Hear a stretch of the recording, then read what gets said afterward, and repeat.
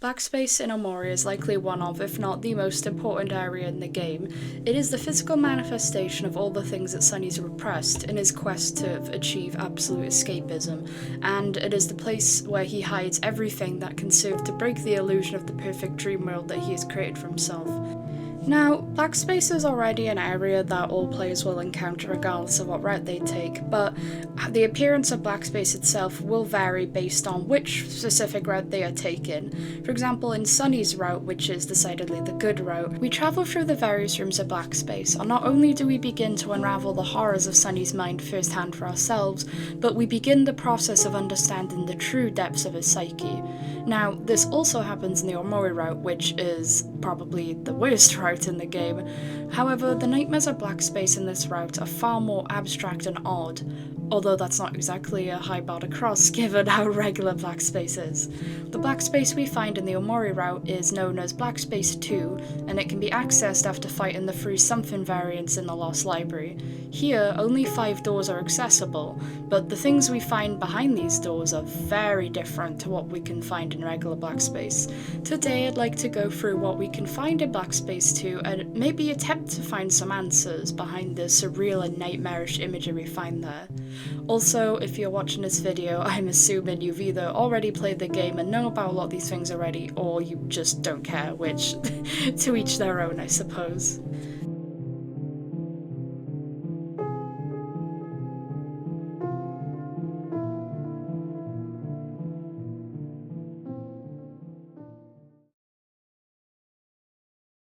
The Lost Forest will be the first area we'll be looking through today. This area is made up of this weird labyrinth full of dark trees with hidden pathways going through some of the walls. Scattered around are a lot of these little ones, as well as several somethings that can be spotted ominously peering at you through the trees. They truly do follow you everywhere, huh? When interacting with the various puddles in this area, you'll be able to swim around instead of walking. Interacting with a little one while in this state will provoke them to ask you to help them. They they really saw this weird kid swimming on land and thought, ah yes, this guy could help me. Something about the little ones that I find interesting is their connection to Basil. Some of the game files refer to them as little Basils, and they can be found nearby his corpses in Red Space. They're likely the remains of all the Basils that have died in Headspace during the cycle, similar to the skeletons we find of the rest of the gang in the Deep Abyss. The fact that they constantly apologise only furthers this, considering Basil's apologetic nature. Even when being stomped on 20 times, all they have to say is, "I'm sorry." This is a certified Basil moment. Here we find a ribcage, which leads you to the ribcage room. What is the ribcage room? Well, here it is. Yeah, there's not a lot going on here. I don't know what any of this means. While wandering around, you can find these visions of Basil and Omori walking around as well, possibly referencing all those times Omori wandered with Basil through black space only for him to be killed horrifically. Yeesh. There's a deer head sitting on the ground here who simply asks Omori, "Do you still remember your home?" This is possibly referring to how warped and distorted black space is compared to the rest of Headspace.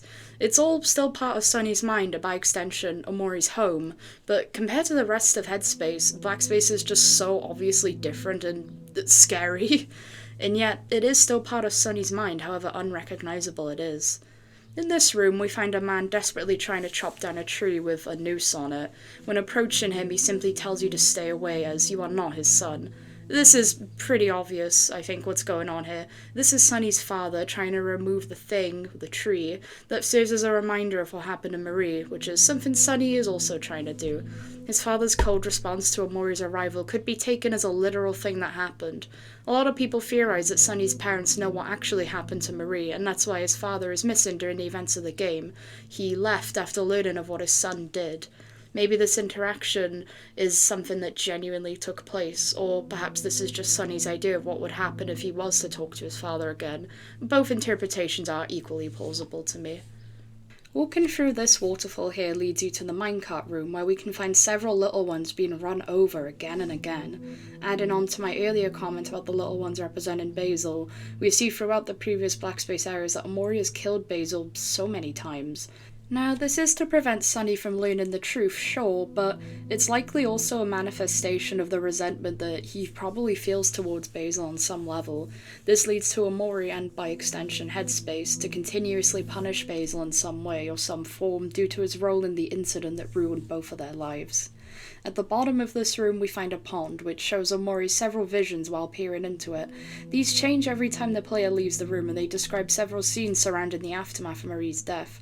We see a man hacking at a tree, a boy crying in a corner, a boy hiding something in a chest, a man leaving in a car, so on. Across the tracks are several of these faceless figures, although they cannot be interacted with at this time. In the upper part of the map, Omori will find himself in a long corridor, and at the end of the corridor will be a door. Behind it is this. To me, this looks like a warped image of Marie with a noose around her neck. The door cannot be opened at this time. Well, turning away to escape this place, a creak of a door opening will ring out just behind you. Turning back reveals the door to be open, but you still cannot interact with the creature as it just looms over you. To me, the fact that nothing happens here is the fucking creepy. Like, it would be scary if we got some dialogue or something, anything happening, but nothing does. The creature just stands there, looking at you. Upon exited, Omori will not enter the room again due to being afraid.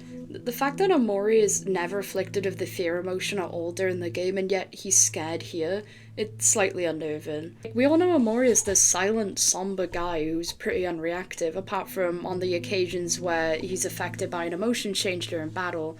So the moments where he's genuinely afraid does say a lot. The idea that Omori is also scared of the things he exists to protect Sunny from is interesting. It gives him a lot more character than just being this cold, somewhat cruel person. Also at the top of the forest is this weird distorted version of the playground. You can choose to play on the swings or the slide if you want, giving Omori a bit of fun in this nightmare realm. There's also this guy who's just having the time of his life. These weird Omori heads are placed around, and a couple can be entered. One leads to this room with Omori's friends in front of him. However, if you approach them, they'll back away from you. No matter how long you walk towards them, you'll never get close enough to interact as they skedaddle away from you. Meaning of this is pretty clear, I'd say. Sunny fears how his friends would react if they knew the truth, and is afraid that they'd hate him and want nothing more to do with him. As shown here, Omori's friends are constantly backing away, as if they're running. They want nothing to do with you. This is how Sunny feels his friends would react once the truth is revealed. Another one of the Omori heads leads to this dark version of Sunny's bedroom. The man himself sleeps in his bed here while this horrific version of Hell Marie hovers over him. Good luck getting some sleep tonight with this thing floating above you, pal. This is most likely meant to symbolize how Marie's death is always on Sunny's mind no matter what. It hovers right there, just out of view all the time, constantly hanging over his head like some sort of terrible monster. It's always there in the corner of his vision, in the deepest, most repressed parts of his mind. He can't escape it.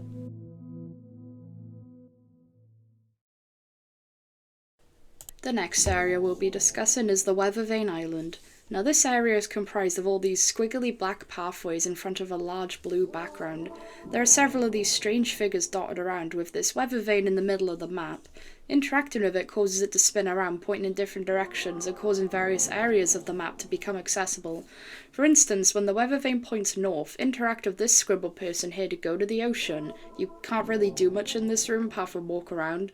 Walking forward 8 times, you'll find this ladder leading up to a hand, which takes you back to the main area. Okay. Travel around the edges of the island and you'll find your friends. However, they cannot actually be interacted with as you are forcibly glitched away from them. They won't even look at you. This reminds me of the earlier room in the black playground, you know, the one of your friends endlessly running away. Again, Sunny's afraid of how his friends would react to the truth, that they'll push him away and never want to see him again. Perhaps Sunny believes that it's better this way. Maybe the glitching effects aren't coming from the friends themselves, but rather Sunny, from his desire to avoid them after what happened. Well, there is a reason he isolated himself for so long after all. Something interesting about these guys is that their sprites will change after completing several tasks in Black Space 2 in the upcoming areas. They turn into these bizarre versions of themselves, with Aubrey becoming taller, Cal becoming an octopus, a caltopus if you will, and Hero becoming an absolute Chad. If the weather vane is facing east, you will be able to access this small series of repeating rooms. After walking forward several times, you will find a room containing the statue of Sunny's mother, who will always be turning to face you. but if you go behind her, her face will start to melt and warp. Now, we, the player, can see this, but Omori himself cannot. Perhaps this symbolizes the fact that Sunny's mother would regularly conceal her emotions from Sunny, hiding her pain and grief after Marie's death. Maybe Sunny himself is even aware that his mother does this, which just adds more guilt to the absolute mountain of it he must already have. Continue through the rooms and you'll eventually find the final one. It has within it this giant deformed creature. Oh man, that thing is weird. What could it be? Oh, it's Marie. Well, considering the amount of monster imagery that's already associated with Marie throughout Headspace and Blackspace, this is not surprising. It's a common occurrence at this point, but still, it always hurts to see how Sunny's mind has warped the image of his sister like this due to the trauma of that day. Oh boy, this next area is interesting. This is the Lupin Forest, similar to the Lost Forest that we've already looked at. However, where this one differs is that, like its name suggests, it endlessly loops. Run all the way to one side of the map, you'll find yourself right back where you started. Starting off strong here, we can find the classic Omori character, Sweatheart, spouting her classic phrases such as, "I'm perfect," and "oh." We can also find, oh, whoa, hey Cal. Glad someone's having fun at least. Here we can find a radio spouting Morse code, which can be translated into a ramble about how fucking awesome recycling is. This is clearly deep lore about how recycling is the backbone of the whole game. On a more serious note, around the forest are these boxes. Interacting with them will show this very obvious showcase of the insane amounts of guilt Sunny feels what happened to Marie. Man, imagine carrying all this guilt around, constantly living with the reminder that everything is your fault. Anyway, up here is a big steak Omori can eat, but he can't run after eating it because he's too full. Isn't Blackspace silly? Here in the forest, you'll find this mirror. Interacting with it will prompt you to play a game of hide and seek with the mirror. After a couple of rounds, it will break, and this shattered version of Omori will appear, causing the screen to go dark. Upon finding the shattered Omori, he will crumble into a pile of glass. This whole sequence is quite fascinating to me. I think perhaps it's meant to represent Sunny's lost childhood innocence. I mean, Shattered Omori appears to be a bit more playful than the regular Omori. His childhood playfulness was destroyed after Marie's death. Sunny's childhood, as well as his psyche, was shattered by the incident. Don't step on the glass, you'll hurt yourself. After going up this ladder, you'll find a long pathway with several of these crudely drawn Marie heads. Interact with the fifth one, you'll be taken to the developer's graveyard room that can also be found in the neighbourhood area in regular Blackspace. In the centre of this place is a telephone which spawns a large speech bubble above Omori's head after interacting with it. There are several possible variants of text that can appear on this, such as "Congratulations" and "Insurance" and "I know what you did." Here we can find a classroom setup. Oh boy, can't wait to learn something. Let me just sit down and... oh god! We see these faceless figures materialize around the room, all staring ominously at Omori. Maybe this represents Sunny's experience in school after the incident. I mean, your sister dying will attract a lot of unwanted attention, I can imagine. Sunny stopped going to school sometime after Marie died, most likely, or partly, due to the way that people acted around him following the incident. But there's something else here. Something about the way these characters are staring at Omori. It feels accusatory. It's almost like they know what you did. Or at least that's probably how Sunny feels. He's likely spent his last days in school terrified out of his mind that somehow, some way, people will find out what he's done. With that kind of pressure, no wonder he stopped going to school. There's another event in this area as well, which can be found after interaction with the back of the blackboard. You'll find a love letter which will transport you to the Aubrey School. Here there are a bunch of Aubreys who all wish to go on a date with Omori. They start to argue and eventually just start straight up duking it out for Omori's love until only two remain. They ask Omori to choose which one he'll date. Upon choosing, though, you will be transported back to the forest. I'm fairly certain this sequence is meant to represent Sunny's crush on Aubrey, which he's likely pushed down both out of guilt and embarrassment. Considering this sequence is located this far down in Blackspace, this far down in his subconscious, he's likely quite ashamed of this rather childish fantasy he has. Going through this hidden doorway will lead you to a long hallway with the walls closing in rapidly around you. Pretty clear visual representation of increasing anxiety and pressure, I'd say. All of the guilt over what has happened is closing in on Sunny, practically about to crush him. You barely make it out till the end of the hall and to this room where you find this thing. Apparently its name is Long Snout. It just stands there, looming over Omori, staring down at him. Now, what the hell is this thing? It does actually make another appearance in Black Space, specifically in the sketchbook laid over the drawing of the cat butler, but I'm not sure what this creature represents. Perhaps it's just another piece of scary imagery that doesn't mean anything. Who knows with this game?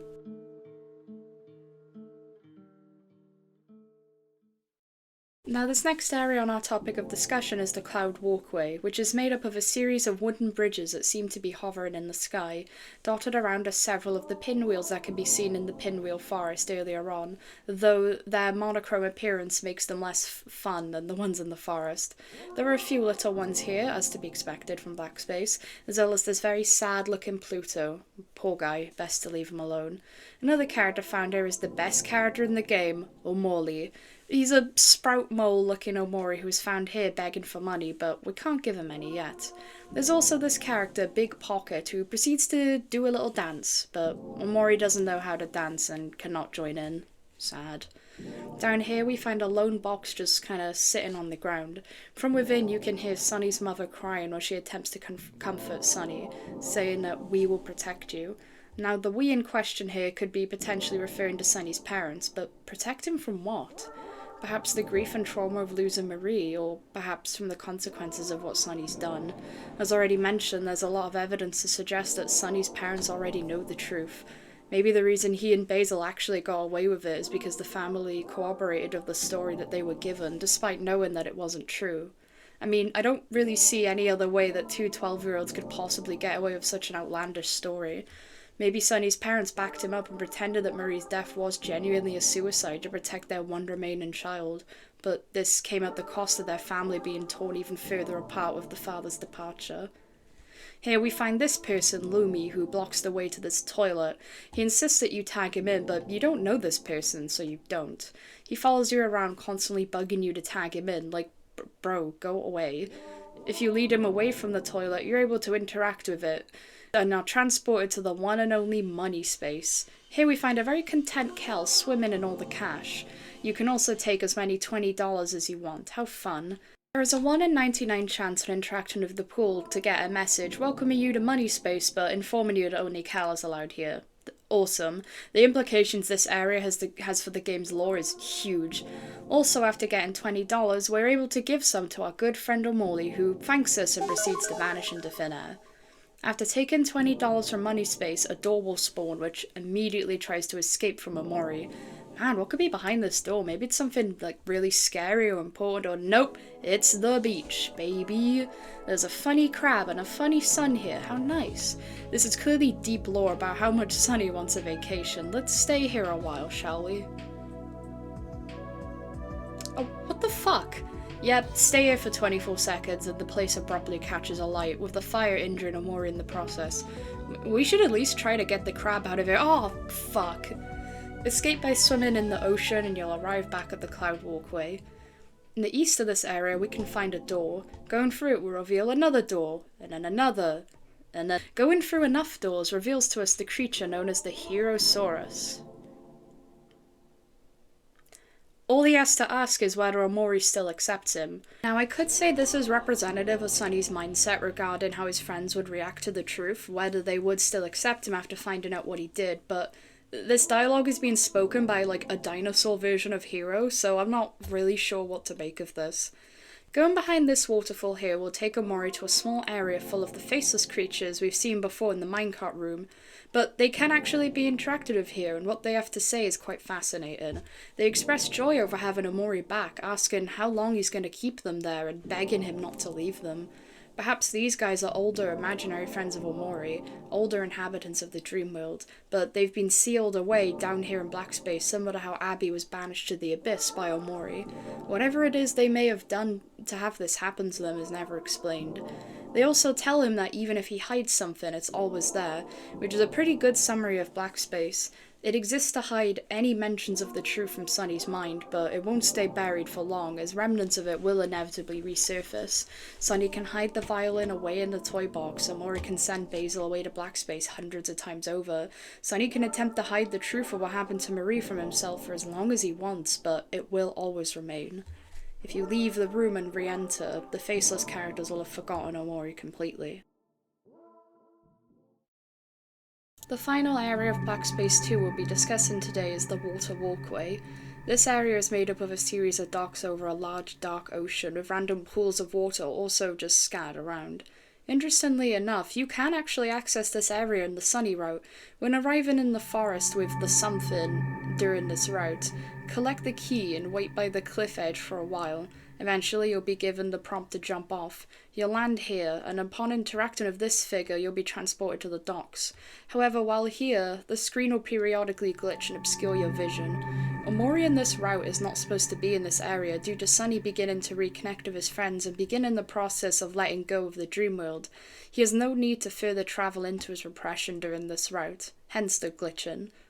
Now in the docks, there is a door that will only be accessible while in this route of the game. This door leads to an event known as Maria's Home. Considering what happened last time Maria was home, I'm not optimistic.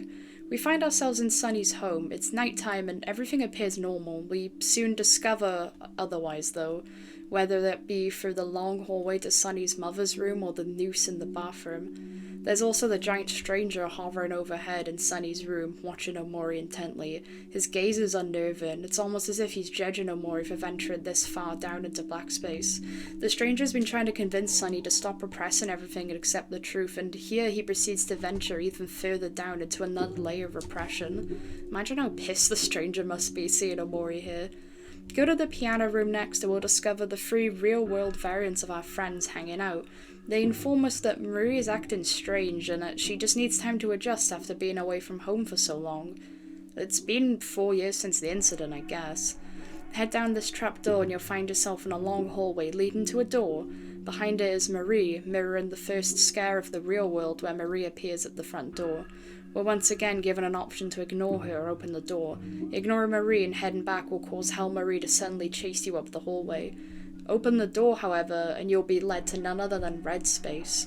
Here is the Red Room. Omori can find tree stumps with several of them having knives stabbed into them. This is likely referencing the very tree that Marie was hanged on by Sunny and Basil, and also Sunny's anger at the incident. There are a few versions of Basil's flower crown on the floor here, likely as a homage to all the dead Basils that can be found in Red Space. Also in this area is some kind of zoo of somethings? Ugh. Maybe this is Sunny's attempt to containing them in some way. The somethings move towards Omori, but they cannot get to him as they are trapped, thank God. This is all that can be found while exclusively in the Sunny route. Going through this door here and you'll find yourself in the junkyard.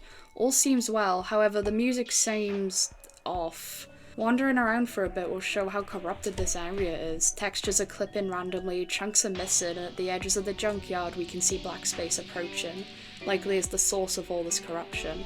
As we've been told during the course of the game, the ideal escapist world of Headspace will not last forever, as black space will always, without fail, find its way back, as Sunny's trauma and repressed memories will always begin to resurface. No matter what, black space, and by extension everything Sunny has repressed, will slowly trickle back into view from where it has been hidden away. This area, I think, is just another example of this. Here in the docks, you can discover a kitchen of Hero, who will ask Omori to collect some ingredients for him. These redacted items can be found scattered all around Black Space 2, and bringing them to him will give you another redacted food item, and yeah, that's pretty much it for this room.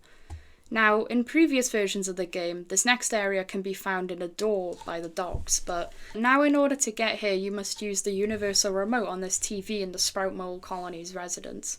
Doing this will warp you to a glitched room. We can observe these various Headspace NPCs rapidly cycle in between different sprites alongside several corrupted objects from Headspace.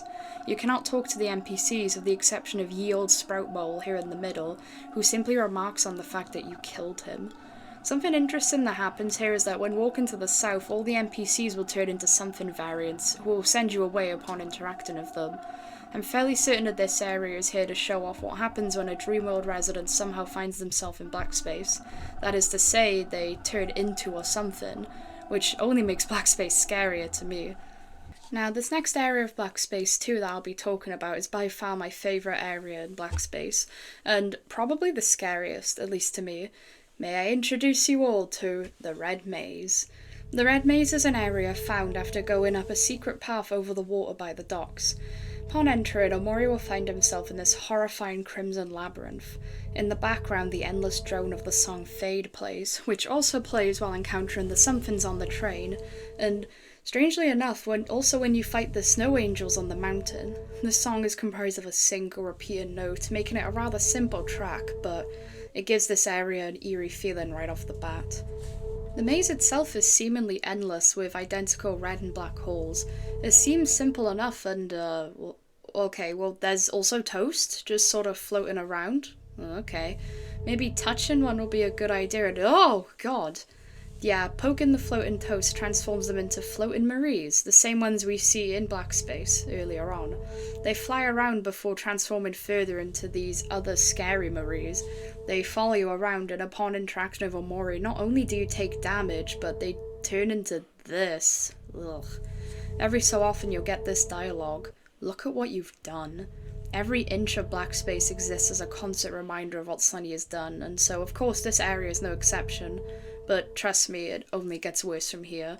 This area is huge and mostly unoccupied, apart from the Toast Maries, of course.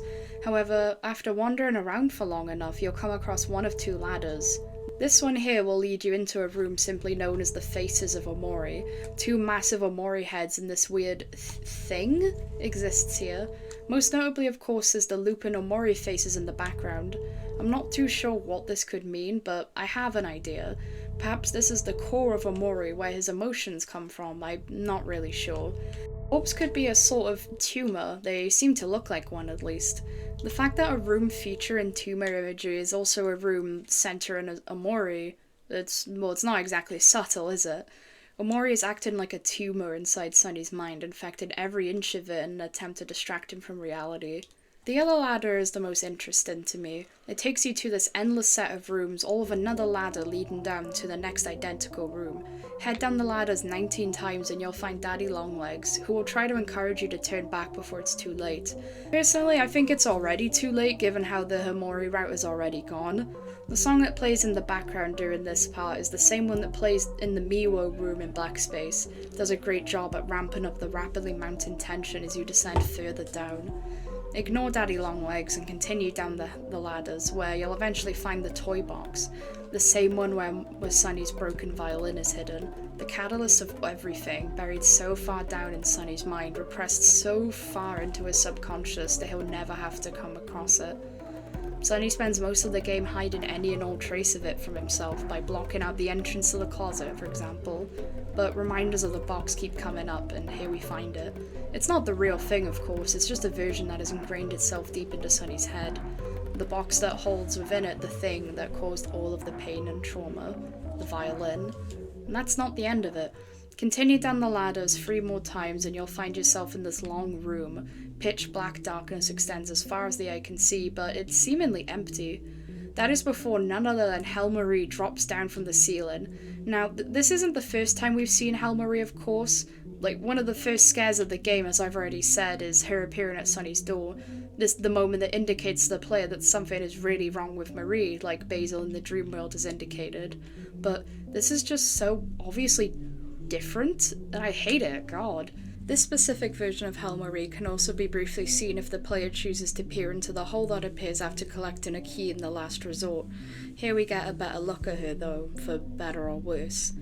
Now, what could this mean? Well, as we all know, the corpse of Marie is deeply ingrained into Sunny's psyche, as seen by the frequent appearances of something throughout the game. This, at least to me, is probably one of the most tragic aspects of the game, seeing the way that Sunny's mind has warped the image of his sister into this horrible monstrosity, into something that he's afraid of that haunts every part of his mind. It's just so upsetting. And so, of course, what else would be buried this deep into his subconscious than the thing that constantly haunts him? Sadly, it does make sense. The source of all of his trauma and despair, his sister, and the way that the image of her has been twisted as a result of what happened, driven so deeply into the depths of his mind that he can never escape it. There's another interesting thing about the red maze here. Black Space as a whole is basically one big Yume Nikki reference, what with all the surreal, strange imagery scattered around that could be found by entering a bunch of doors in the literal void. But I'd say that the maze itself is the most blatant reference to Yume Nikki, with it being very similar to the area in the game simply referred to as Hell. How fitting then that this horrific place that hides within it so much imagery pertaining to Sunny's deepest trauma is based on this then. This place must be hell for Sunny. The parts of Sunny's pain that are so deeply ingrained into his mind that it's literally spelled out to us within the walls of the red maze itself. The walls literally spell out "kill me" alongside this picture of what looks like a noose. Now, there is one last thing in the docks I'd like to discuss. Here we can find a ladder leading to this tiny section of the ocean. It may seem like this part here is the only bit you're able to swim in, but swim downwards and you'll find a secret path heading to the right. Here we can see various visuals of Sunny slowly sinking underwater while in the bath. Now, maybe this isn't as bad as it looks. Maybe Sunny just fell asleep in the bath or zoned out and started sinking. Or, alternatively, Sunny at some point before the events of the game attempted to drown himself in the bath. It's certainly plausible to me that this is something he'd attempt to do, considering his previous suicidal ideation that is showcased a lot throughout the game. I mean, stabbing yourself while in headspace is literally a core game mechanic, it's not that subtle. Continuing forward in this area will lead us to this boat in the middle of the ocean. We can also see a vision of the door leading out to Sunny's garden, but it's not accessible. Interacting with the boat will lead Omori to a long stretch of open ocean, with rain thrashing down as thunder sounds out in the background. Head forward and you'll find a well, which will lead you down this long ladder. Now, what do you find at the bottom? 2 beds. Sunny and Marie's to be exact. Of course. Move the left bed out of the way and you'll find yet another ladder, my god. This one takes you instantly to the bottom though. Phew. Now, here at the bottom of this well, once more, right at the bottom of Sunny's subconscious, what will we find? Well, we find a series of hangman letters spelling out the words, "I'm sorry." Are we really surprised by this? Sunny's guilt over Marie's death is what drove him to create the dream world as a means of escapism in order to cope with the guilt and trauma. Much like the image of Marie warped into a monster, his guilt over the incident is driven deep into his mind. No matter what, this guilt will always stay with him.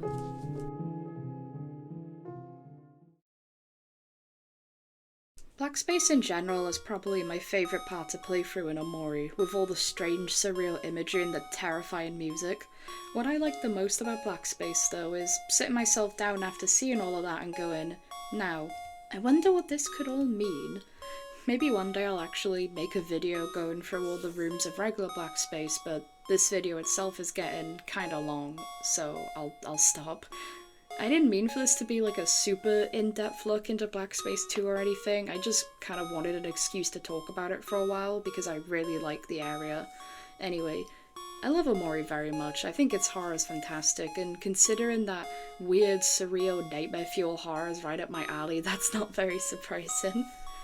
Well, anyway, I think that's all I have to say. I hope you enjoyed my first ever YouTube video, woo. And I hope you all like strange horror stuff as much as me. Well, that's enough from me. Goodbye, everyone.